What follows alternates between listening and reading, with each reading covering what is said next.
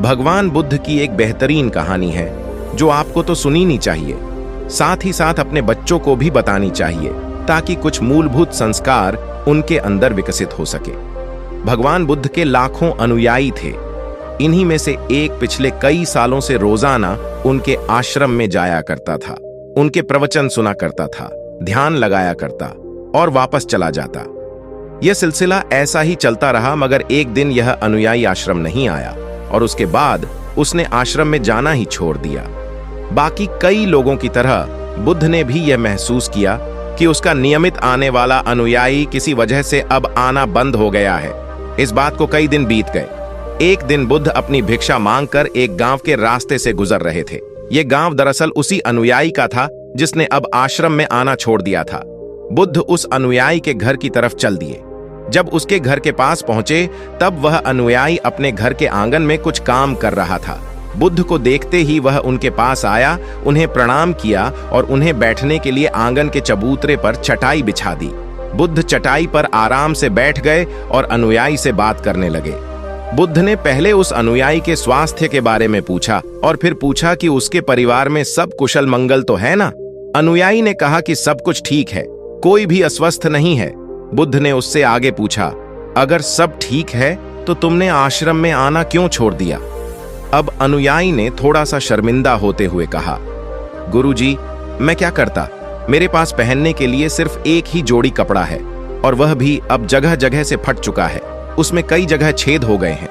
अब आप ही बताइए, ऐसी हालत में मैं इतने सारे लोगों के सामने कैसे आता? बुद्ध ने उसकी तरफ ध्यान से देखा और पाया कि उसकी बातों में पूरी सच्चाई थी और उसके कपड़ों की हालत खस्ता थी।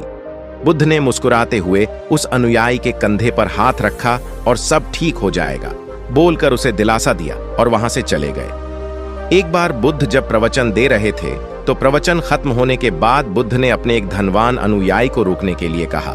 बुद्ध ने उससे कहा कि वह उनके गरीब अनुयायी को 2 जोड़ी कपड़े भिजवा दें। श्रीमंत अनुयायी ने उनसे वचन दिया कि वह अगले दिन जैसा उन्होंने कहा है वैसा ही करेगा। अगले दिन अपने वचन के मुताबिक श्रीमंत अनुयायी ने अपने नौकर के हाथों न सिर्फ उस गरीब अनुयायी के लिए बल्कि उसके पूरे परिवार के लिए 2 जोड़ी कपड़े भिजवा दिए। नए कपड़े पाकर गरीब अनुयायी और उसका पूरा परिवार बहुत खुश हो गया। अगले दिन से बुद्ध ने देखा कि वह अनुयायी फिर से आश्रम में आने लगा है। बुद्ध ने उससे पूछा कि अब तुम्हें कोई परेशानी तो नहीं है? अगर है तो बताओ। अनुयायी ने कहा, अब मुझे कोई तकलीफ नहीं है, बस कपड़ों की थी जो आपने हल कर दी। अब मैं बहुत खुश हूं। बुद्ध के अनुयायी से पूछा, अच्छा बताओ, तुमने अपने पुराने कपड़ों का क्या किया? अनुयायी ने कहा, हमारे ओढ़ने के कपड़े ओढ़ने लायक नहीं बचे थे, इसलिए मैंने अपने पुराने कपड़ों को उनकी जगह इस्तेमाल करना शुरू कर दिया। बुद्ध ने पूछा, फिर तुमने अपने ओढ़ने वाले कपड़े का क्या किया? मैंने उन्हें पर्दों की जगह इस्तेमाल करना शुरू कर दिया। अनुयायी ने कहा, उन पुराने पर्दों का क्या हुआ?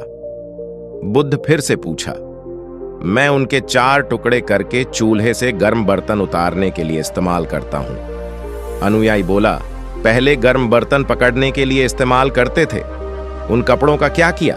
बुद्ध ने फिर से पूछा, मैं अब उन्हें घर में पोछा लगाने के लिए इस्तेमाल करता हूं। अनुयायी ने जवाब दिया, पुराने पोछे का क्या किया, वह भी बता दो।